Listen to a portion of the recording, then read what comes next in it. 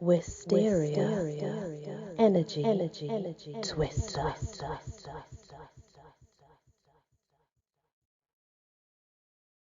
Hello everyone, welcome to my channel and for the love of Christmas.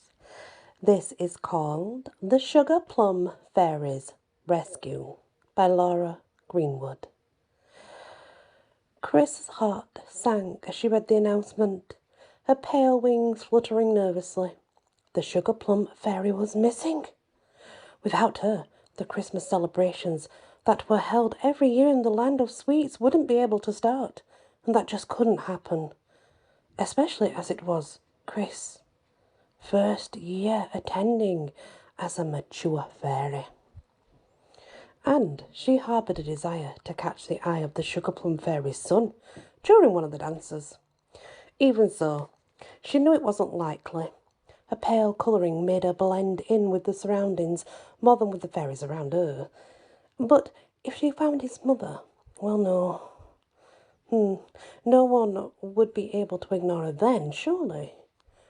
The other fairies tended to ignore Chris, and that meant she spent a lot of her younger years watching the human world. That was when a brainwave struck. More than once she had been, well, an unsuspecting fairy mistaken for one of those fake angels the humans put on their trees. Maybe the same had happened to the Sugar-plum Fairy. Dropping her paper, she flapped her wings furiously and flew to the portal between the land of sweets and the family home of a girl named Clara. The portal remained despite Clara herself having long since passed, and her family no longer believing in the existence of fairies. Sure enough, as soon as Chris had made it through the portal, she spotted a spot of pastel pink until lay at the top of the tree. Without a doubt, it was the Sugar-plum Fairy. Now all she had to do was get to the top of the very tall tree, which felt like hours later, but was more than likely minutes. Chris was struggling to pull herself up, using the string of oddly named fairy lights, and cursing the fact that flying this side of the portal was so difficult. The pine scent of the tree was almost overwhelming, but she had to work past that and concentrate on avoiding being cut by any of the pines themselves.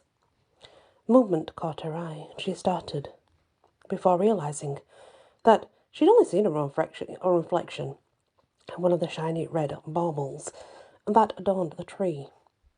Despite the bauble's colour, her stark white hair and unsettling grey eyes were clear. Shaking off her image, she turned back to her climbing, to run into something hard and warm. Looking up, she found herself looking into the deep green eyes of the Sugar-plum Fairy's son. "Hey now, careful." His voice was deep and steady, and his hands gripped her forearms to keep her from falling.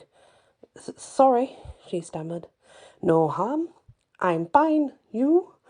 Further proof of how invisible she'd been, just in case she needed it. "Chris," she worried the bottom of her dress as she answered. Pine cocked his head and gave her a quizzical look. "That's an unusual name for a fairy," she cursed inwardly. "It's short for Christmas Rose." She felt a blush start to colour her cheeks. "There are so many roses, and I couldn't really be called Christmas all the time," she explained hastily. "Ah." His hand moved from her arm, and he slid a lock of her hair through his fingers. "I think it suits you." "Thank you." She blushed even redder. "Well, shall we?" He dropped his hand from her hair. "Shall we what?" His attention had stopped her thoughts in their tracks. "Rescue my mother? I assume that's why you're here." She nodded once and took his outstretched hand with hers.